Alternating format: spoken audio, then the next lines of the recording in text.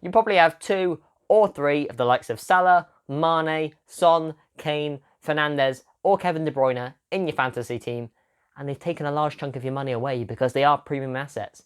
And you still have 2 or 3 slots left in your midfield, and you don't know who to put in them because you don't have very much money left. So that's why in this video I'm going to run through 5 cheap midfielders, and I'm not talking about the ones that come on for 10-minute cameos here and there. I'm talking about the ones who offer a real attacking threat. They play regularly, they get goals and assists, they offer a lot to their team. I'm talking about those ones. And I'm going to run through their pros, their cons, and then their form, fixtures, importance to the team, and their price. So you could abbreviate that as FFIP or PIFF. So you could abbreviate it as FFIP or PITH. So yeah, put in the comment section what you prefer, or you don't have to abbreviate it at all. It's just for future videos, it could come in handy. So the first player on the list is Leeds winger Rafinha. So what are the pros of owning Rafinha in your fantasy team? So that's how many goals and assists he got in his first season in the Premier League, coming from Ligue 1 to the Premier League, which is quite a big step up, which is truly remarkable right there. So that's his first pro. And another pro of owning Rafinha is he's on corners and he's on free kicks. And obviously Leeds being a very attacking team, they could score a lot of goals from those situations. But he does come with some cons. The cons are, can he replicate his form from last season? And also have defenders sussed him out, because he may be a one-season wonder, who knows? And the next player on the list is James Ward-Prowse. So the pros of owning James Ward-Prowse in your team is that he is the captain of Southampton. So he pretty much is going to start every game in the Premier League when he's fit. And obviously, you probably already know, he is the best set-piece taker in the Premier League. He's on penalties now, Danny Ings has left. He's on corners. He's on free kicks. What more do you want? He's on every set-piece in Southampton's team. If you don't see James Ward-Prowse over a set-piece, it is a rarity. So obviously the pros are, he's on set-pieces, and obviously he's the captain, so he's pretty much going to start every game. But the cons of owning Rafinha are, Rafinha, James Ward-Prowse are, is he good enough in open play? Does he create enough chances from open play? Can he score goals from open play? Or is he just a set-piece merchant? A lot of people weigh up that. I don't think he's a set-piece merchant. I think he offers more, but obviously, can he get you enough goals and assists, which is the big thing in fantasy football. Can he get you enough goals and assists for your fantasy team from open play? And the next player on the list is Emile Buendia. So as you probably already know, Buendia signed from Norwich to Aston Villa for a decent amount of money. Can't remember what it was. I'll put it here on screen. That's how much he cost. And that is a fairly good deal considering the quality of player that Emile Buendia is. Brilliant first season in the Premier League in 1920. And in the Championship last season, he got that many goals and assists as well. They're the pros right there. All right there in front of you to see and listen to. But the cons are, can he adjust to Aston Villa's system? There's players out there who are quality, but if they can't adjust to the system, they won't play very well in that team. And another thing is, will he get into the Aston Villa team? I think he will. But they've signed Leon Bailey. They could still keep Jack Grealish. They've signed Danny Ings. They've got Ollie Watkins. They've got John McGinn. They've got a plethora of talent up top. And would he find his way into the team? I think he will, like I said, but he might not. So that is the cons there. So the cons are obviously, would he fit into the team? Can he adjust to their system? And the pros are quality player. And obviously, he's playing in an all well-rounded Villa team. And the next player on the list is Harvey Barnes. So Harvey Barnes, the pros of owning him, what are they? The pros of owning Harvey Barnes are, that's how many goals and assists he got last season in the Premier League. And he was injured for about a third of the season as well. Truly remarkable right there. But obviously the cons are, can he replicate his form post his injury? And has he lost his place in the starting 11 post his injury? Because Patson Daka is a new arrival, top striker. Jamie Vardy, a club legend. Ian Nacho, superb form in the latter stages of last season. And James Maddison, a key player in the number 10 position. And obviously Leicester play with a back 5. So there's only really 3 spots up for grabs. And there's probably 5 players going for them. So can he get in that considering he was injured? Possibly, possibly not. So the cons are, can he get in the team post his injury? Can he replicate his form post his injury? But the pros are a fantastic season last season. And the final player on the list is Bukayo Saka.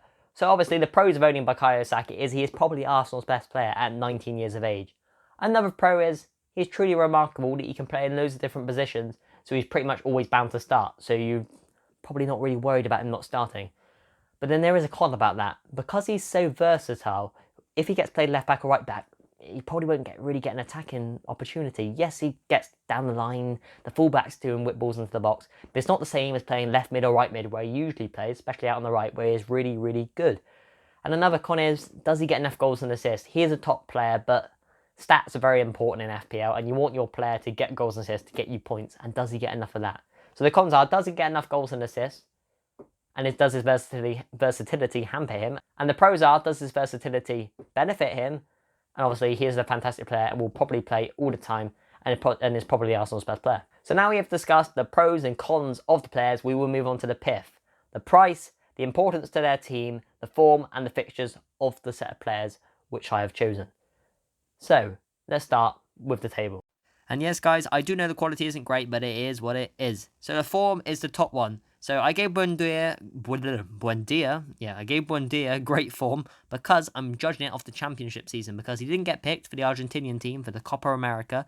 So I'm judging it off how he played in the championship, and he had an outstanding season. So I gave his form great. And I gave Rafinha's form good. And yes, I do know I have been raving about Rafinha being exceptional, but he sort of tailed off near the end of the season, so I gave him good form.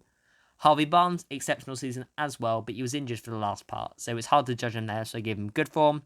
Ward-Prowse, similar to Rafinha, really good season, but sort of tailed off near the end. And Saka, I don't think he's been outstanding, but he's had a really solid Premier League campaign and a really solid Euros. Despite missing the penalty, he was really good, so I gave him good form.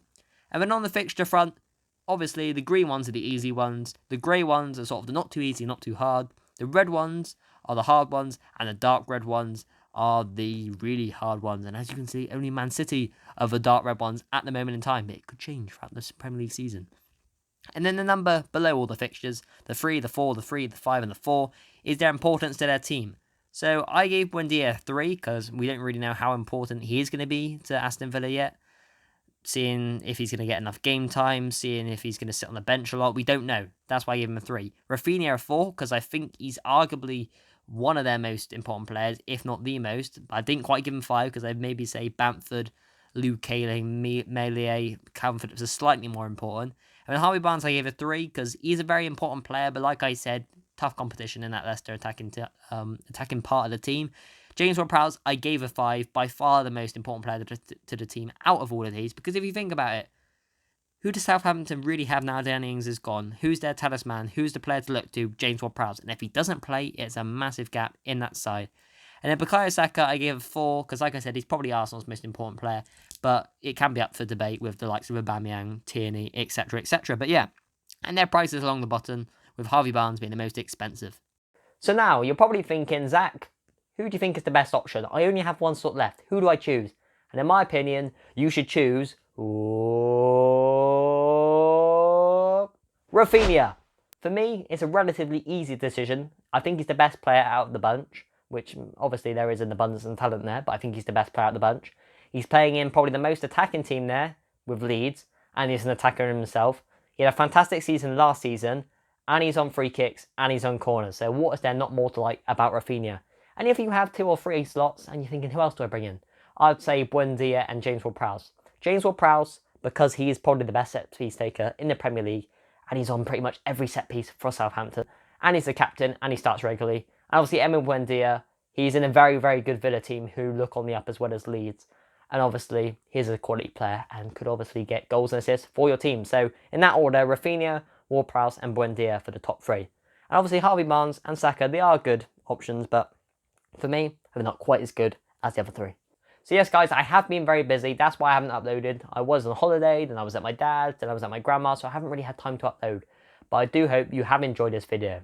So guys, thank you for watching. I hope you enjoyed this video, and I'll catch you in the next one.